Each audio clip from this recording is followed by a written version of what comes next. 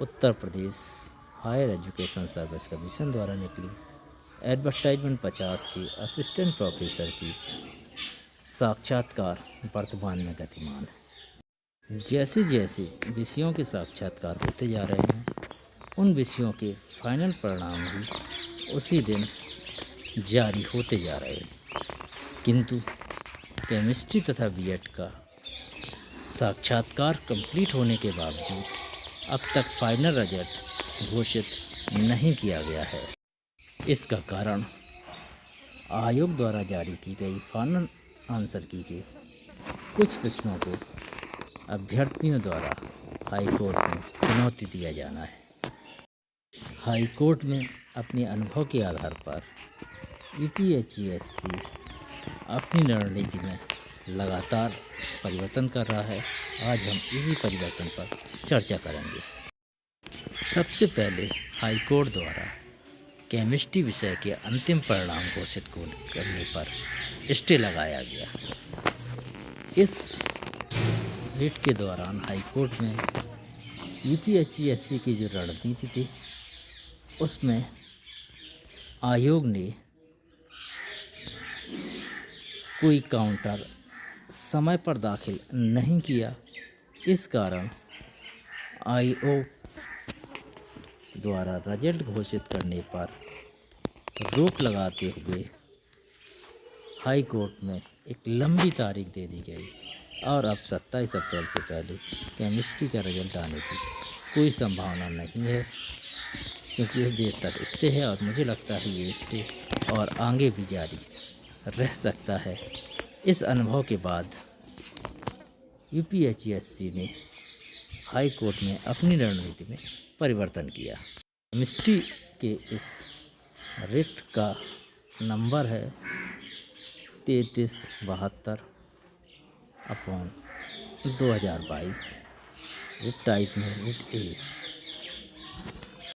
Chemistry के बाद high court में नंबर आया बीएड विषय का, जिसका अभ्यर्थी में खुद भी हूँ। इसमें Baijnath Pandey versus state of UP and other में यूपीएचईएससी ने काउंटर एफिडेविट जमा करने के लिए 2 सप्ताह का समय मांगा, जिसको कि कोर्ट ने दे दिया। इसके बाद जो काउंटर एफिडेविट दाखिल किया गया, उसमें आयोग ने बताया कि जो फाइनल आंसर की जारी की गई है वो विशेषज्ञों की राय के आधार पर जारी की गई है।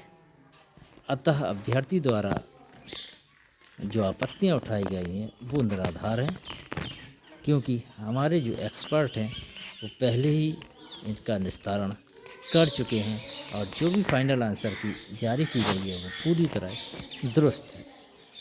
लेकिन इसके बाद पांडे जी की ओर से उपस्थित काउंसिल ने जब एक्सपर्ट कमेटी बनाने की बात की तो उनकी इस बात को स्वीकार कर लिया गया और हाई कोर्ट ने अपनी ओर से एक्सपर्ट कमेटी बनाने के लिए इलाहाबाद यूनिवर्सिटी को निर्देशित कर दिया। इसके बाद आयोग को लगा इससे तो रिजल्ट बहुत ज़्यादा लेट हो जाएगा और बीएड में रिजल्ट लेट हो भी गया, क्योंकि 1 महीने का समय तो आयोग ने समिति को ही दे दिया और 11 अप्रैल के बाद अगली तारीख सीधी 16 मई लगा दी। पिछले अनुभव को देखते हुए लॉ विषय में यूपीएचईएससी ने अपनी रणनीति में परिवर्तन किया, क्योंकि उसे पता था अगर वो फिर काउंटर एफिडेविट में ये कहते हैं कि उन्होंने एक्सपर्ट द्वारा विजिट करवा लिया गया था और उसके बाद ही फाइनल आंसर की जारी की गई है जो पूरी तरह दुरुस्त है और अभ्यर्थी की आपत्ति का जो लगाई जा रही है वो निराधार है।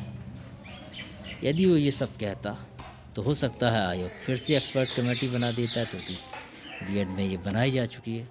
अतः आयोग ने स्वयं ही कह दिया कि वो जो क्वेश्चंस जिन पर अभ्यर्थियों ने आपत्ति लगाई है उनको एक्सपर्ट द्वारा फिर से रिविजिट करवाएगा और तब तक वह इंटरव्यू नहीं करेगा इस कारण 15 दिन का को समय मिला और इससे परिणाम ज़्यादा देर अवरुद्ध नहीं रहेगा, क्योंकि अब आयोग ने स्वयं ही 15 दिन ले लिए।